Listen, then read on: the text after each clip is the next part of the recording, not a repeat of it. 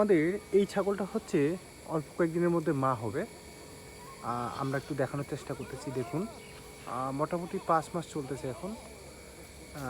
তো আমরা জানি না যে ঠিক আর কতদিন সময় লাগবে।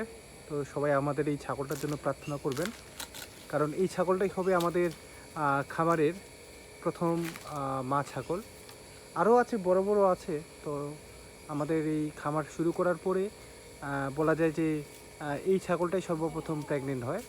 অর্থাৎ এই ছাগলটাকে সর্বপ্রথম দেখানো হয়েছিল।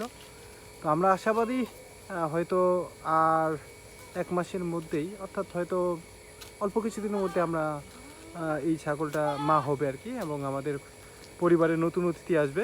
তো সবাই প্রার্থনায় রাখবেন, এবং আমরা অবশ্যই আপনাদেরকে জানাবো যে আমাদের মানে কি আসতে যাচ্ছে, আমাদের অতিথি হিসেবে কারা আসতেছে। সবাই সৃষ্টিকর্তার কাছে প্রার্থনা রাখবেন। Thank you.